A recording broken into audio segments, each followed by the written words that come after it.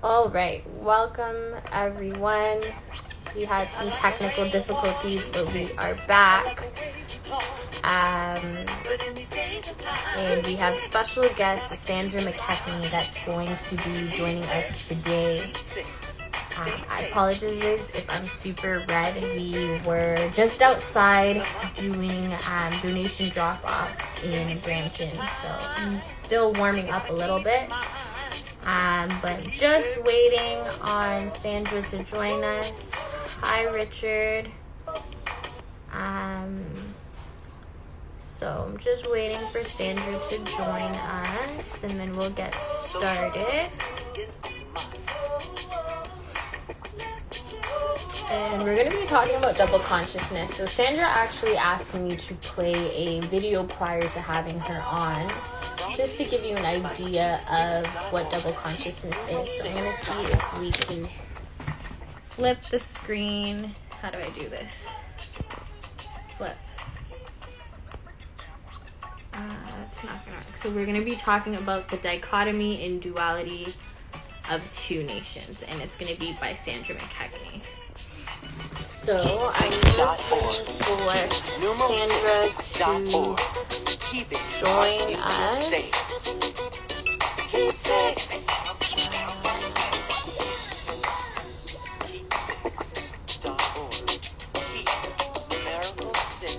Funny, I can find her on Instagram, but I'm not able to find her, and I want to add her.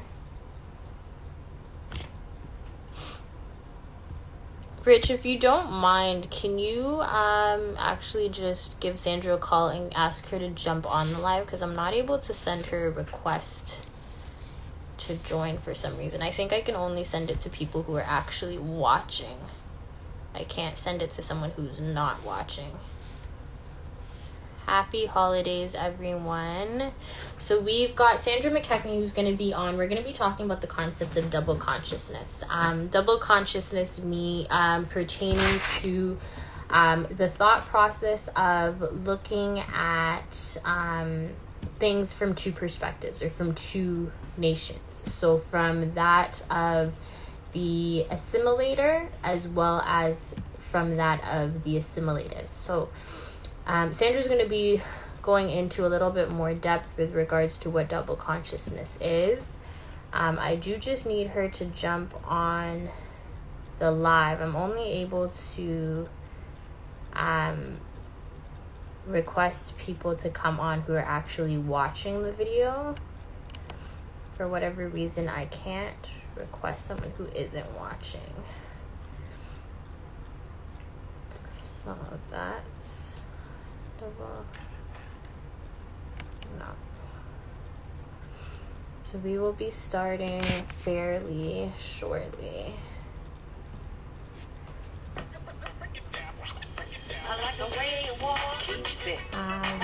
And so as we're waiting for Sandra to jump on, today Keep Six actually went throughout Brampton as well as Toronto and did a lot of donation drop-offs. So a lot of the funding and donations that we received, thank you very much.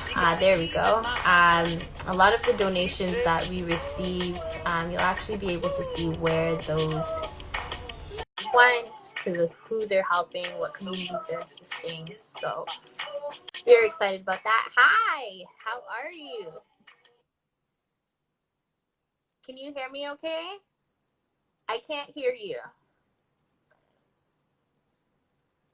I can see you, but I can't hear you.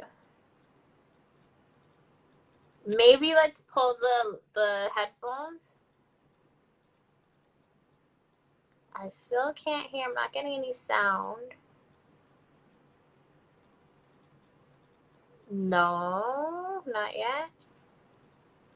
Are you on your laptop or your phone? I can see you. I just, for whatever reason, I can't hear you.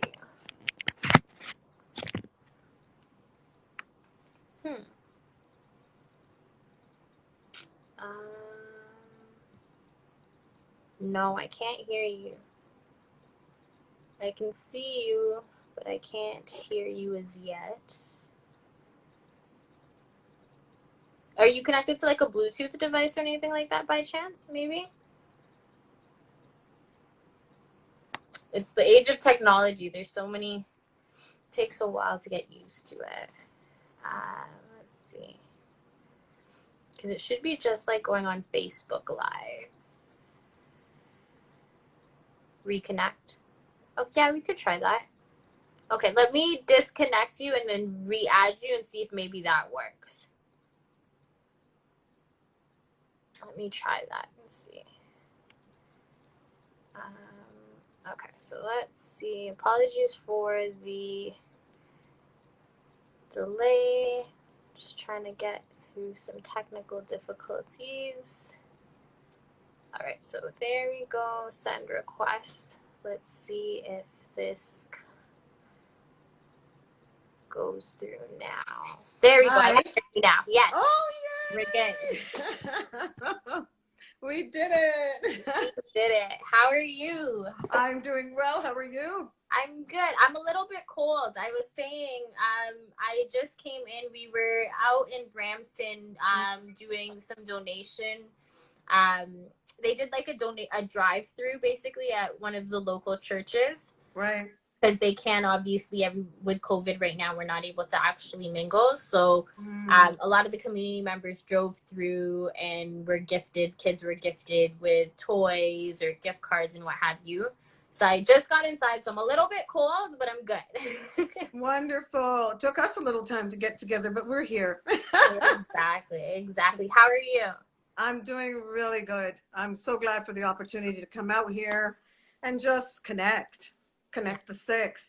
That's exactly what it is, and that's why we're here. We're connecting so many of our community leaders and our community mentors, and bringing attention to what it is that you and everyone other peer leaders are doing, because oftentimes many people aren't familiar with what's going on within their own community or within their own city. True. Very, very true. Very true. So I'm fascinated because we go back a little ways, right? I was talking to Richard yesterday. He just called just now to see where I was.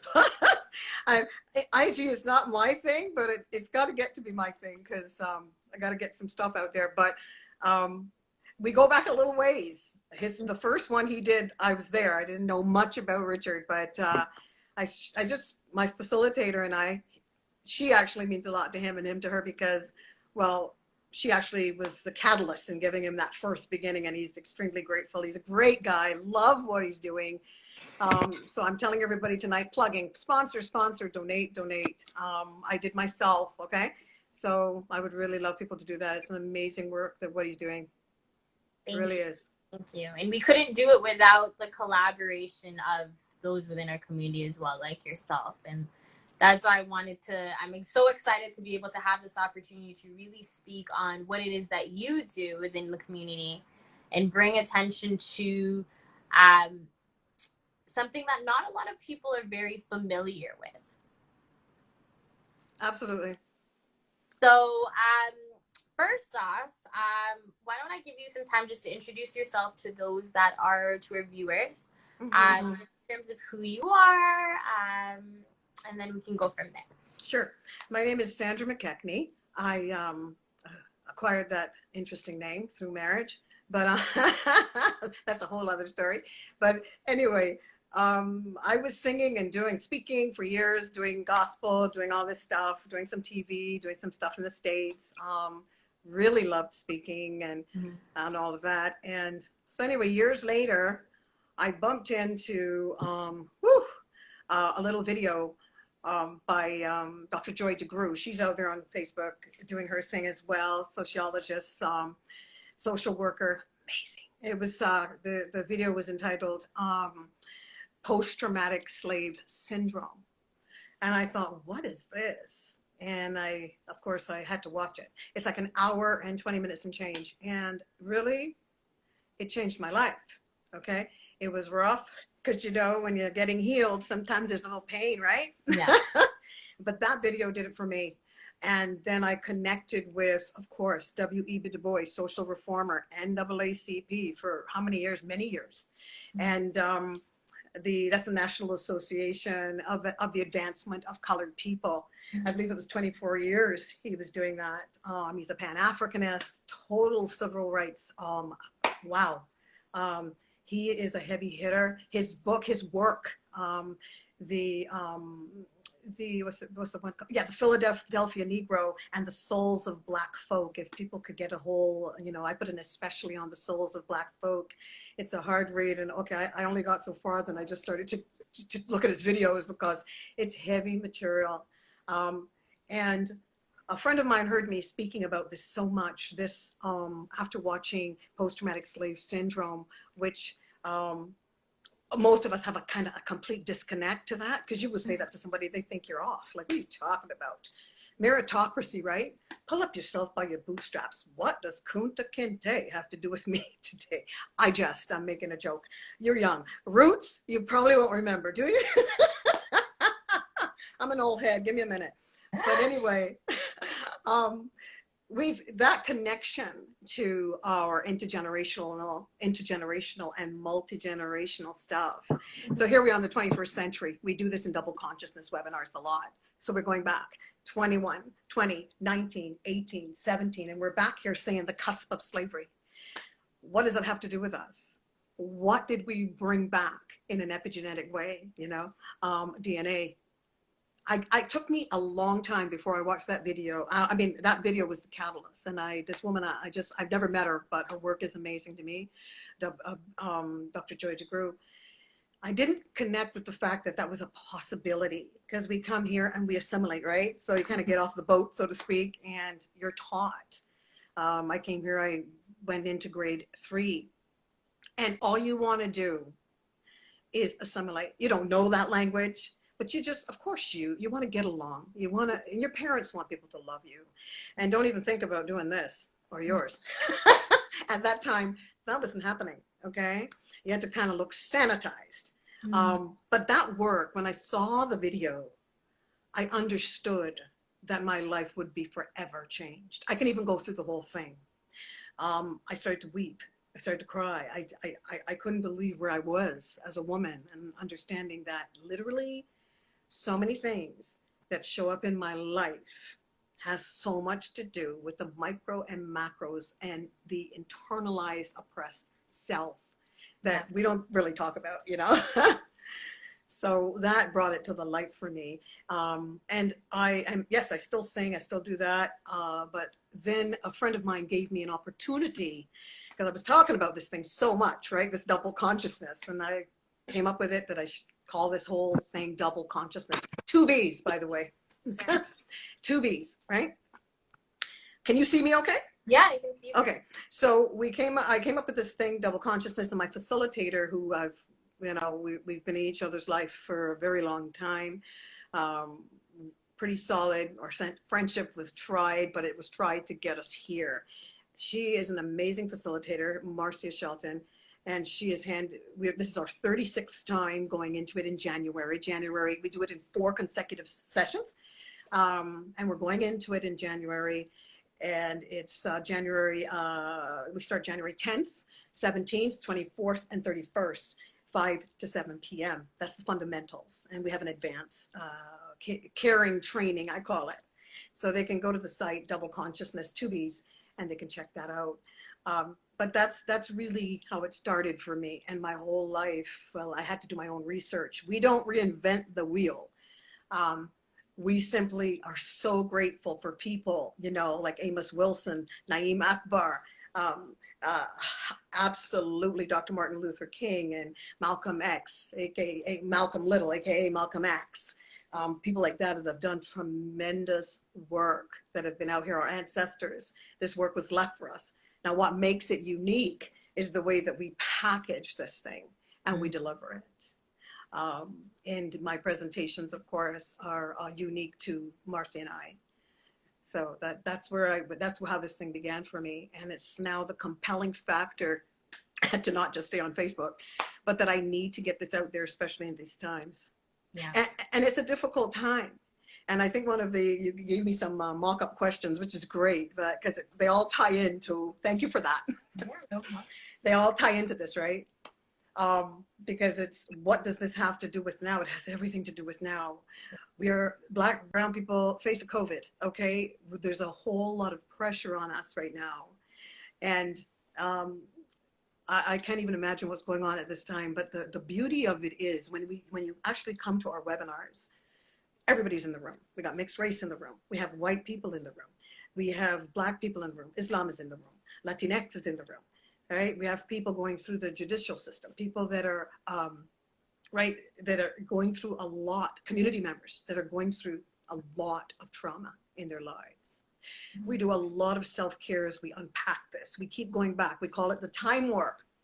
This 21, 20, 18, 19, I can't count, 18, 17, and we go back, say we're in the cusp of slavery, or whatever the Ma'afa is. That may have been 100 years, thousands of years before that, sub-Saharan trade, say.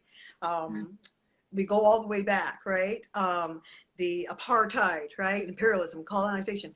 We handle it all. All of the people that went through that are scattered to the four corners of the earth have been through a lot. And we're not just resilient because we got kicked around. We're resilient because our forefathers and our ancestors have left us the truth, what we need to do to become these resilient people, right? They've left us the shoulders that we stand on, huge. This is what propels me to do what I do. I remember our forefathers and our ancestors and the people that have done this work, right?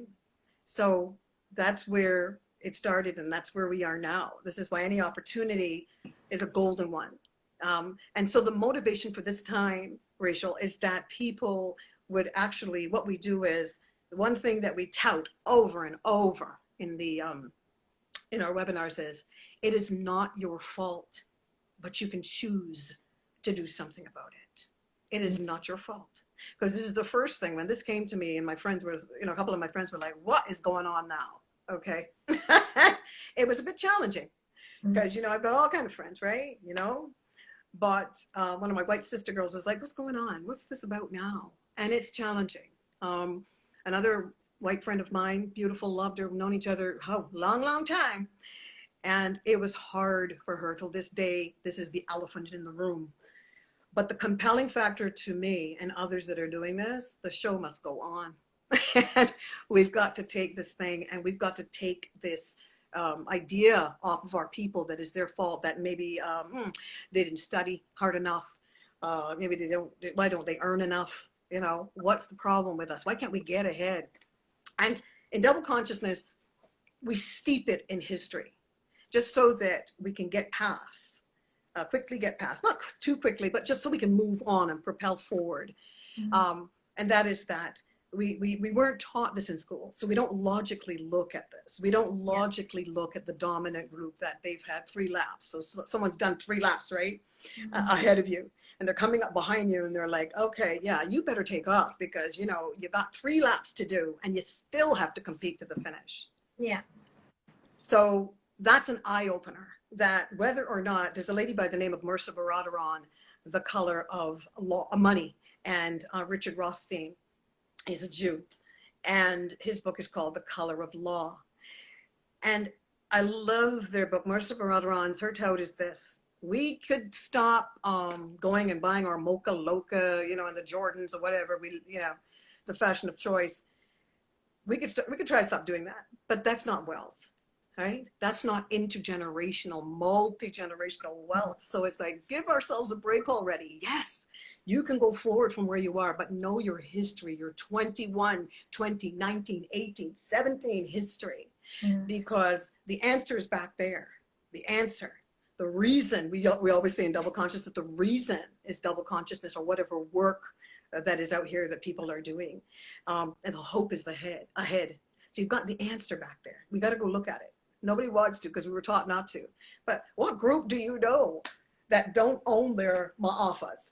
We were taught not to do that with ours. Don't look back, don't look, we don't want to hear it, right? But we look. We go all the way in our webinars. It's a must for people. And people that come in that are challenged with maybe feeling shy, I'm telling you, most often, people are just starting to open up. They just open up in these webinars. So I want to backtrack just a little bit, because I Sure. know your program itself is called Double Consciousness. Yes. For those who may not know, W.E.B. Du Bois, he actually coined this phrase double consciousness. And Sure. what was it referring to specifically? Because I know your program goes and delves completely into it, but for those who may not know what the phrase itself refers to, Sure. what was it that he was referring to when he coined that phrase? Yes. Let's start from the beginning. That's extremely important. Okay. It looks like this. Let me see if I can find an example. You were taught, so we're going back. Let's go back with me and it's clearer. Come into the time warp. 21, 20, 19, 18, 17. Here we are. Massa is saying to you, look like me. Okay, you're looking through his lens. Look like me, talk like me, walk like me. When I tell you to whip your own people, dehumanize them, you do it. You are me. But at the end of the day, remember, you are cattle, chattel, refuse. You are not me. Yeah. We have two streams of thought via that example. We have two social identities. The gap in between, that's the struggle. And who does that have to do with? The people that went through, that were assimilated upon trauma. So you may have people going into different groups. You may have a Chinese woman married to an Italian man. There are different groups. They may have different principles, ways of looking at things. But it's not going to cost them any intergenerational or multi-generational trauma, right? Not necessarily, unless there's some intergenerational stuff. But it doesn't have to be any multi-generational issues. There's no group on this planet that even the billions upon billions of dollars that were given to Germany because of the Holocaust. It was given to Israel because Germany had to give this money, right, to Israel because to the Jews. Now, rightfully so, putting little babies in ovens. But what about our babies? Mm. Who has ever wept for our babies? What groups can you text me? Can you email me? Do you know of the groups that have really wept for our people of what we went through? Mm. So people want to move on, but the reality is we have two streams of thought, two social identities. As I listen to our greats and our ancestors, right?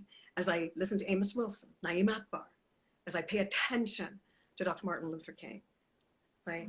And these great people that we have, the shoulders that we're standing on, we understand that it's not possible if the Jews did not escape unscathed. What makes us think that we have escaped? In fact, people say, oh, it was so long ago. I challenge you to look at some of the things that have manifested in your life. The way that we dehumanize ourselves and our group. In double consciousness, we go back because we have to. Not because we're trying to give a history lesson. We go back because every group, we own it. So there's the answer. Double consciousness gives you the reason to look at it. And it gives you the hope ahead. So it's the people, it doesn't have to do with your personality. It's not a personality disorder. It's that we have two streams of thought, two social identities. So I told you that this is paramount due to that code switching, right? Yeah. Yeah. It's paramount to that. And people talk about it all the time. If you, it doesn't, see, however you look at it, we have been dehumanized. Yeah. In between here, the struggle, those people that were assimilated upon trauma, right? So in my life, there was a desire to be white. And my father's mixed race, but I'm not worried about my white side. It's my black side, excuse me, that I'm worried about, and I'm concerned about. So I married white, and I was walking around a black woman with white face. You marry who you love. I'm not talking about all of that. I'm saying if you do not, people like, Dr. Frances Cress Welsing and her mentor, Neely Fuller, fantastic, okay? Now he said, the worst thing, and this is going to be challenging for people, but the worst thing that a woman came on his show and she had this little fetish, a white woman to sleep with a black man. It's all right if we go all in, Rachel? You with me? I'm here. Okay. she had this little fetish to sleep with a black man. And Neely Fuller, his sort of, as I paraphrase, but this is where he was very direct. He said, don't do it. You go and you be with your people and do what you have to do in essence for us. And we'll be together. We can share it. We can love each other, but don't sleep with him. Because if he doesn't know who he is, you will neutralize him. Okay, and because he knows the historic component of our men, of how they've been dehumanized, of how they've been villainized, and we get into all of it. We go all up in it in the webinars, okay? Because then people come back with a picture of, oh my gosh, brown and black people, mixed race people, where everybody's going, I didn't know. Yeah. I knew, but I didn't know. I thought consciousness was putting on a dashiki and going to the Afrofest and buying hair products. I had no idea. But when we make that connection, that foundation, that's why we call it double consciousness fundamentals. It's because you make that connection, then you can become resilient. Because you not only honor yourself, you're honoring the work of our ancestors and our forefathers. They wanted you to be woke, as we put it now, right? Yeah. All the time, so that you can be aware. So when we speak about, when Neely Fuller said, so we go back to that, when he said, no, don't sleep with him. You will neutralize him. We look at a lot of this and it's explained thoroughly. We scoop into it, we dig into it in the webinars. It is my niche. It is a passion of my facilitator and I, Marcia Shelton, and it needs to be done so that we look at the way, the relationship, how wounded we are, our relationship between our brethren, our black men, our black women. So there's no way else to do it but to do the webinars and to unpack it. And people come in and people are like coming in like kind of thing. Some people come there because they have to come there because of work, right? Yeah. But when they come in, like we handle this, it's a really caring space. It truly is. I mean, I got all kinds of people in my family, right? But we honor everybody, but we're asking everybody to think about this. The spotlight always seems to come on us, but somebody comes along and just takes it off. Either they shoot us down or they burn us down. But the spotlight, we need to hold it, come together so people hold the spotlight. There is those of us that are still being healed. And this is a continual work. So when Neely Fuller said, do not sleep with him if he does not know who he is or her, whatever the case may be, you will neutralize them. They need to know who they are. We are people that were called for powerful reason, and we've been scattered to the four corners of this earth. Yeah, you know, it actually reminds me of something someone had once said, as much as slavery may be over with now, it's not, in the sense that slavery is social death. And it brings me back to that point where you were saying how back in the 17th century, slaves took on the identity of their master in terms of you are not equal, but the way you take on my identity and that you're a representation of me. And it's so true in terms of the natal alienation, in that because of slavery, their ties were cut when it came to family. Their ties were cut when it came to identity, when it came to history. And it's, for us, we may say, yes, I'm Black, and we originated from Africa, but what part of Africa? Mm-hmm. Where no one is really able to delve deep. So I like that idea in terms of what you're saying, and that idea of if someone's not able to know themselves and know their own identity, and that's kind of where that starts. And I can only imagine the amount of layers of unpacking that it takes to really go through understanding and going back those years, because that's, as you said, many people may come in and they're coming in just with their own notion or idea of what this may be, what they're conscious of. But as you go through the layers and as you go back in centuries, there's a lot that gets unburied. Yes, and I think the empathy with each other and with ourselves is, you know what, this is not your fault. You know, we weren't given this in school, Christopher Columbus and all that nonsense. So my thing right now is, there are people that are in the room, white people that are amazing at wanting to, okay, could you help me with this? And yes, some may say, I'm tired of helping them. But think about it logically.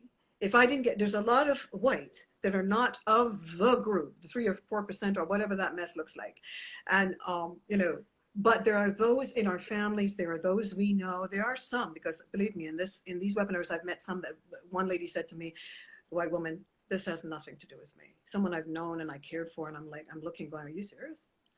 So we deal with some serious implicit racial bias, and we have a handful of white people that are right in it and want to know, no, it don't feel good, but I want to hear what this is about. Yeah. And the way it's unpacked, because it's not about blame. It's about, you know what? All of us have a responsibility here. Every one of us. So when we came through the time warp, so let's go back again. What did I come back with? 21. 21, yeah. 20, 19, 18, 17. I'm getting something. What did I get? Post-traumatic slave syndrome. That's what I'm bringing home. There's someone here that doesn't look like me, right? They're white. They're with me. Serious case of cognitive dissonance, okay? Because it's challenging. So we're coming home with this, right? 17, 18, 19, 20, 21. Here we are. We've come home with this thing. And, you know, their dissonance is, how is it possible? Whew, I don't want to hear. I don't want to hear. I don't have anything to do with it. I'm just right here now. No, you're not just right here now, because there's a part of you that's still dehumanizing me, dehumanizing my group, right? Villainizing our men, right? So in double consciousness, we specifically honor our men because the agenda is clear. It's almost, you can almost touch it. All right. We make them stand up. Of course, we got to stand up on Zoom now, but when we did it live, like it was fantastic. Zoom is still fantastic because we get a lot of homework and stuff. And those 4 sessions, 4 consecutive Sundays we have homework, people go away, they come back, people go away, and the advanced is amazing. Okay. So it's a way in which we can start to actually treat each other well, but also the group, those that have implicit racial bias, that you can start really thinking, wait a minute. Okay, so we handle some people. Peggy McIntosh, a white woman.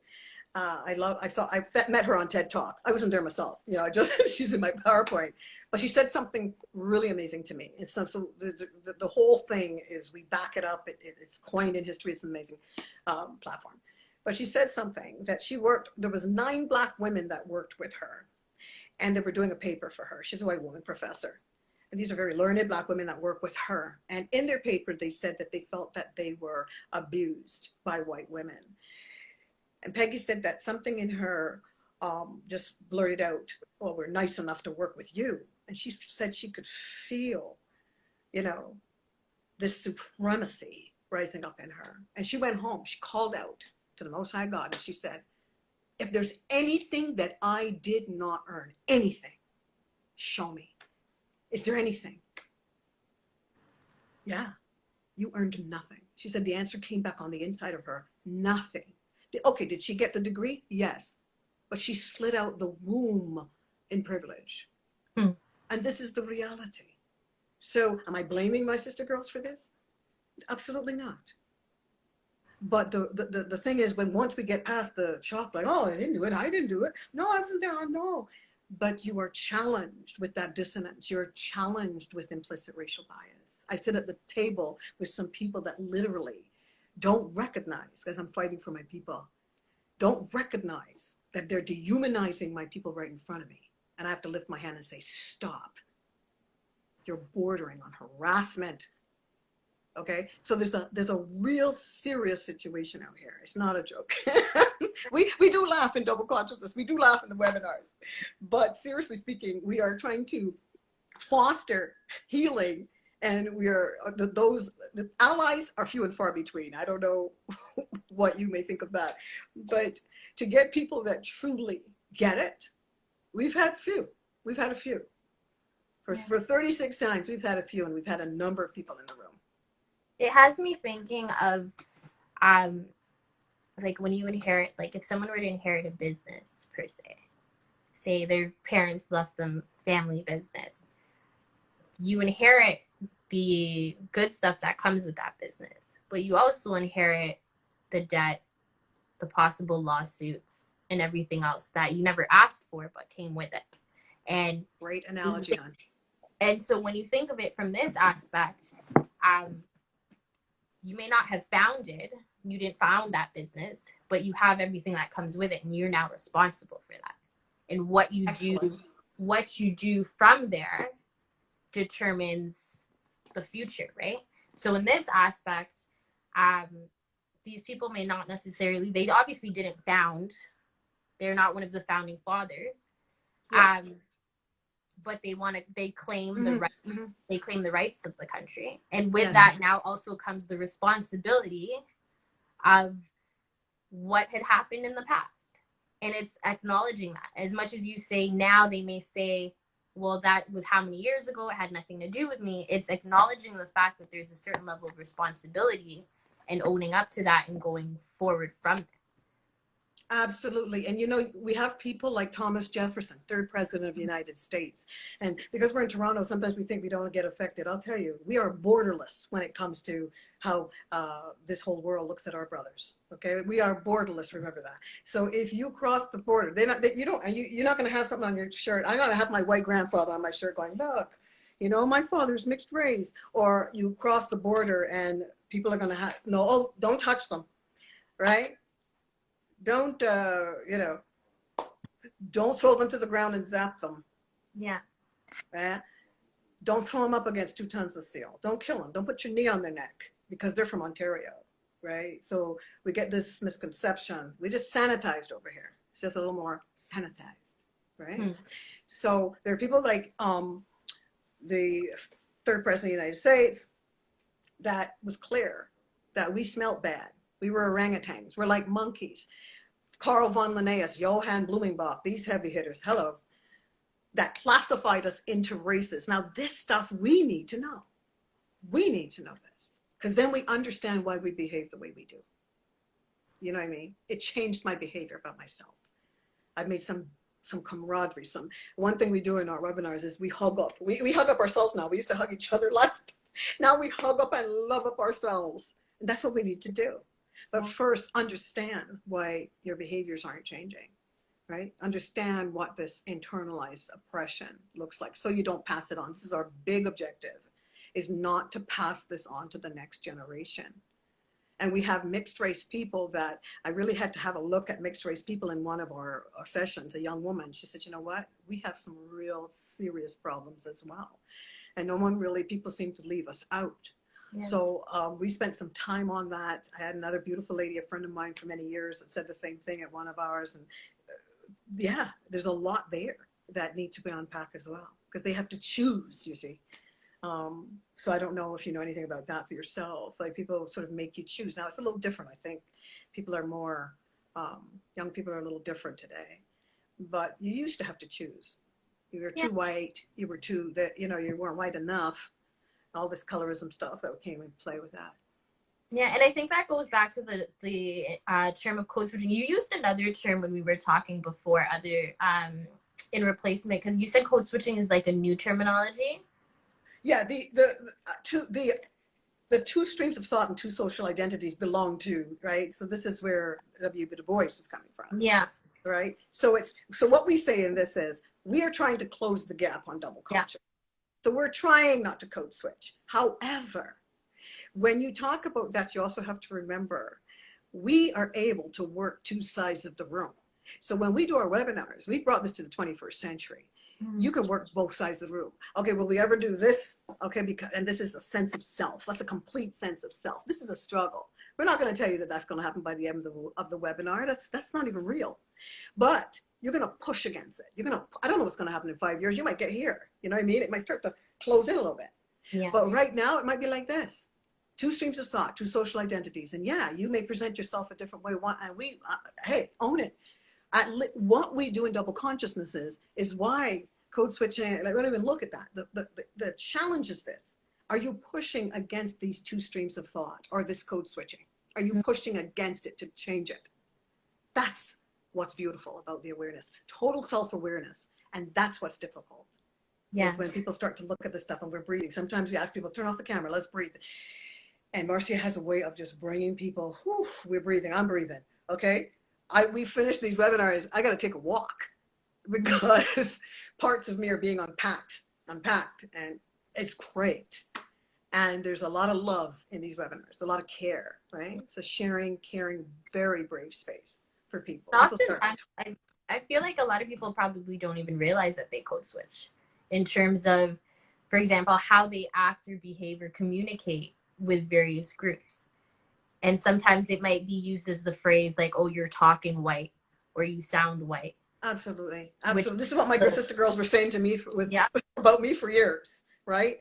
So this is the challenge. Like when I used to do billets, I used to always call them billets, where you sleep over, you have, I get paid for going away for a weekend, speaking and singing. And I remember I was booked at a club when we're talking about this whole thing. I was booked at a club.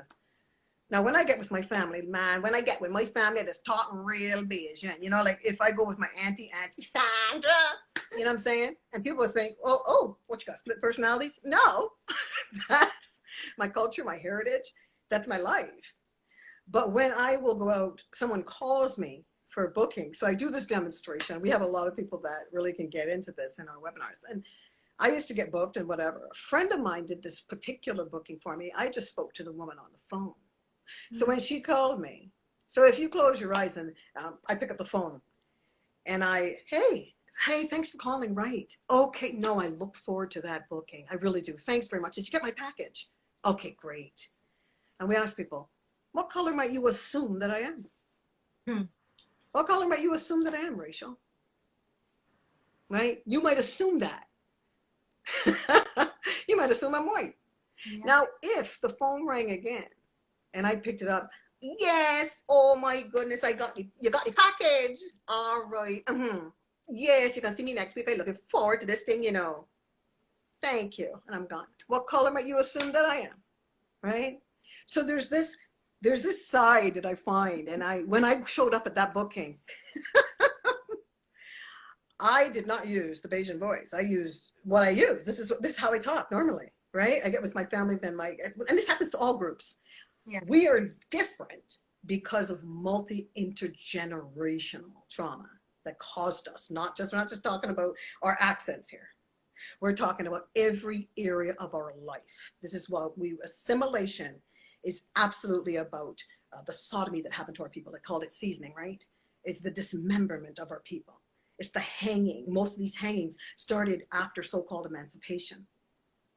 We look at the States a lot, because we are borderless. When people here look at us in a sanitized way, no, remember the States, keep it real. Remember it in the sense that just because people are loving you and caring for you and on the outside, it doesn't mean that inside they don't have implicit stuff that they need to deal with. This is why I really respect some of our white allies, so-called. There's a debate about that word, but use another word then. But there are people that are trying to do this work with us. Yeah, the best that they can. I was making a point there and I went somewhere else. What was I talking about? Do you remember, Rachel? The conversation goes from one area to the next, but I love it. So we don't need to follow an outline. This is why I do the webinars too. I give people the responsibility of remembering where I was. Yeah, so this thing it's thick, and nobody, you know, I mean, I remember taking this to my dad and he kind of said, oh, come on, what does that have to do with me now? What does that have to do with me? And it's difficult because our parents, they 80 or 70 or however, it's going to be a challenge for people to just think now they can look at this. They've done their time. They've tried their best. And I respect that. But so your generation, we need to pass this on. We want that you would pass it on, you know, if we're here on this planet. Right now, we are challenging people in this climate because I'll tell you, when the dominant group has a cold, we have pneumonia, okay? And when they have pneumonia, we're on life support. So we kind of have to look at how are our people, what are our people going through right now? This is why I was speaking to Richard yesterday about community and what it looks like. And I love the way he looks at community. And it made me just feel, yeah, I needed to sponsor. You know, I needed to sponsor, keep safe. Like the work is real. And he was looking at some stuff going, there's people out here, our own people, that are really out about bigging up themselves. And it's easy to do. I hear you. But this is the time right now. I'm actually collaborating with people that come into the webinars, seeing what we can do together. So it's the time for us to really do our best to make our reach really long and grab our brethren from the four corners of the earth. There are people that are willing to help, like they have always been white people that have been willing to help. It's not many, okay? So don't even expect droves. I'm just saying, okay? But there are those that are committed to doing this. There was a gentleman that marched with that Dr. Martin Luther King, last March to Selma, okay? His name is James Reed.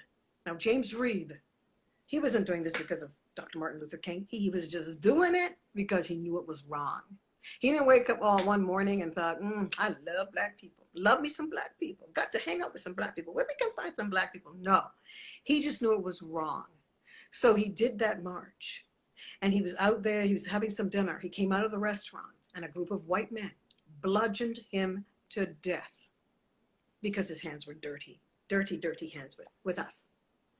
And to me, if you're going to call somebody an ally, it would be James Reed. They wouldn't even take him in their hospitals because his hands were dirty with us. Mm-hmm. So he died in the hands of blackness. And so for me, it's, the debate about, well, white people are allies. Roll up your sleeves and do the work. Help us do this work. There's so much, like you said, multi-generational trauma when we talk about this. And I see as we go back the centuries and we go back the years, how that gets uncovered. And for many people, I'm curious to know what kind of emotions they experience through that process of uncovering, and how are they supported? We have people that come in. One beautiful lady, white girl, love her. She came in and I knew it was rough the first session, because that session I know she wouldn't say it, but it's challenging because you're going to come in and we're trying to hit with love, but we're just keeping it real, right? And we are hitting with love because I respect you, and I just want an opportunity for you to look at this and understand your role in it. So she experienced a lot of guilt, and it came out in the advanced. So she went through the fundamentals, and then she went on to the advanced. And we have the homework, the stuff that happens in the advanced is huge, amazing stuff. So she was doing some of her homework and presenting some stuff, and she said, I felt guilt. And of course, in her session, the one she took, was sort of surrounded by blackness, because at that particular session, I think it was just her. And but she endured. She showed up. She did the work. She did amazing. And in the advanced version, she said, wow, like she had grown. And people are able to say that. They're able to express what their family members may be saying about our people. I have a gentleman that I so respect that has, brought what his brother said, some ugliness, but, he's trying. We have and in the advanced version, we have a package called Policing Implicit Racial Bias. Serious business. It's an hour that's with that package. It can be offered separately, of course. That's a separate registration. You can go online. We're going to put that one up because it's really important. And we have something called SCAT that we do as well. That's sort of an under double consciousness, an acronym, SCAT. And I'm not talking about the scat like, the blues. I'm not talking about the jazz scat, like the not that scat. Okay, I'm talking about saturation, conversion, application, and transformation. Yeah, right? Saturation, conversion, application, and transformation.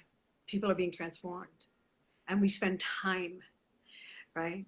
And so that 1 hour of policing implicit racial bias comes out of some heavy sessions.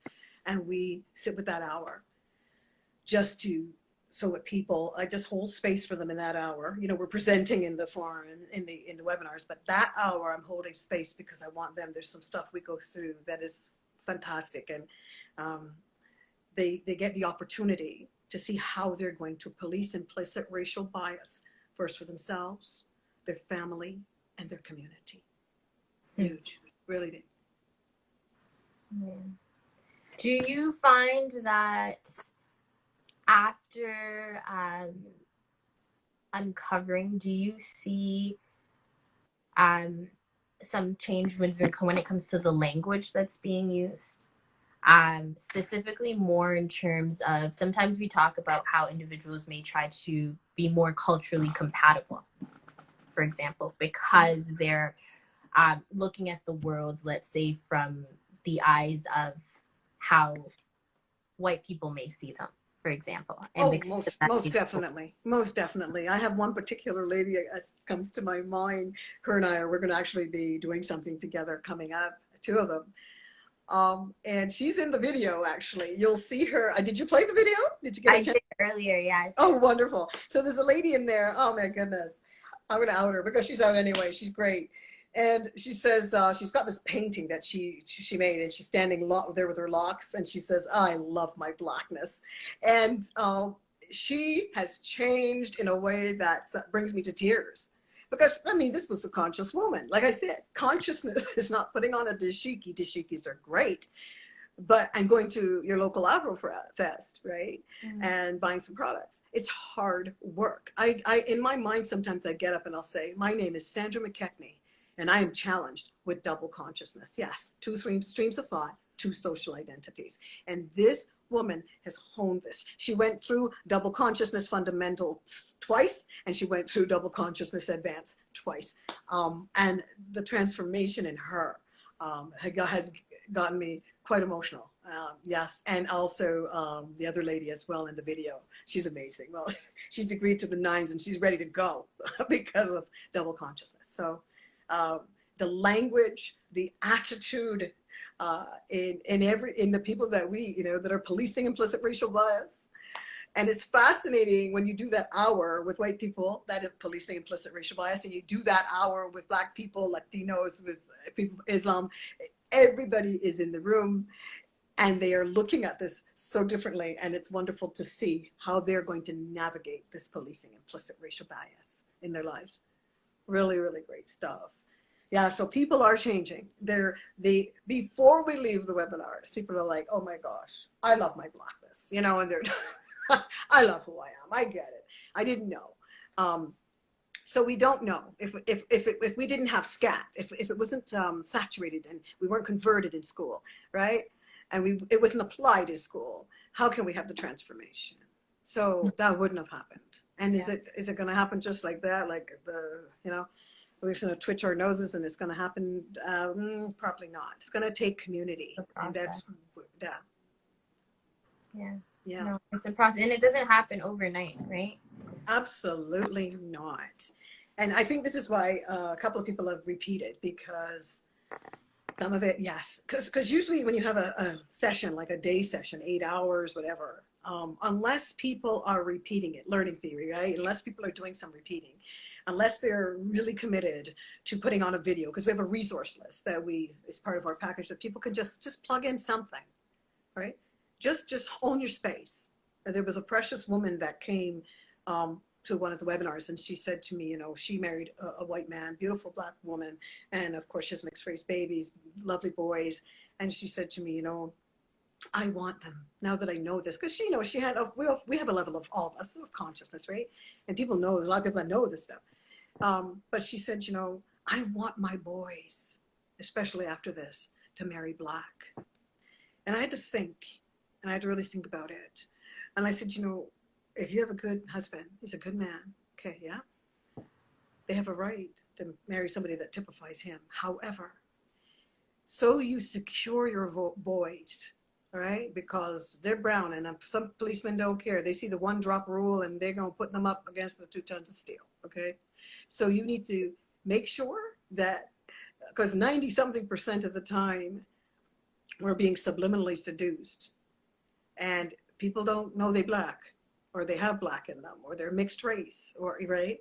So I said, if you could just use the resource list, start one little thing, put on a video of a week, something that you've learned here. Just put on a video a week. You might not want to, don't make it like a big deal, like you're going to have to every night you got to put something on, but put on something and maybe put it a little loud. Yeah. Maybe they're going to tell you to turn it down, but it doesn't mean they didn't get something. They didn't hear something, right? Because you only get that amount. The world has them the rest of the time, right? And they're being subliminally seduced the rest of the time. No, so you can do something. Okay? Yeah. Absolutely, right? Yeah. So you have to stay in it. It doesn't just happen, osmosis. You do have to stay in it. Absolutely. This is why I'm recognizing how important it is. I don't want to do YouTube and all that. I got no time for that, but I have to make time, because if my hands are really in it, then I got to be in it to win it. I got to be in it to take, there's a lot of stress on our people. And a lot of it has to do with, yes, we need money. Yes, we are going through a lot. But also it has the way in which our perception of ourselves through the eyes of massa. Two streams of thought, two social identities. Look like me. Yeah, you can look like me, talk like me. Yes. Function like me. But remember, you're refuse. You're chattel. You have no value. And there's things that have been said to us.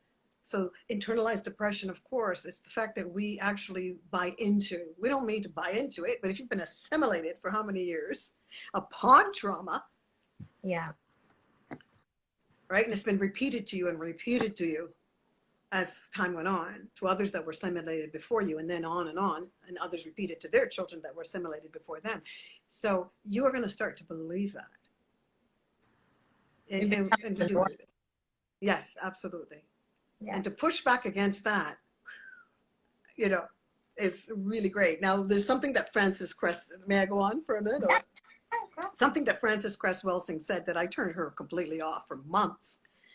And it was that you need to go home and fill your life with color. So she was saying, like, in essence, if you got all this other stuff on your wall, take it down, put up blackness, put it up, fill your life with color. And I turned her off. Of course, I was sleeping. And so then when I one day I just said, I don't want to hear you anymore. I don't want to hear you anymore. I was thinking, what's that? Fill your life with color, go down, take off the stuff off your walls and put, you know, sort of culturally appropriate, give me a break. So I turned her off. I turned her back on when I could handle it. And I did. And this is what you do with a lot of these videos. You'll do it. I can't get enough of her work. I think she passed in 2016. But I can't get enough of her work, because what she meant was, we have had so much of the other.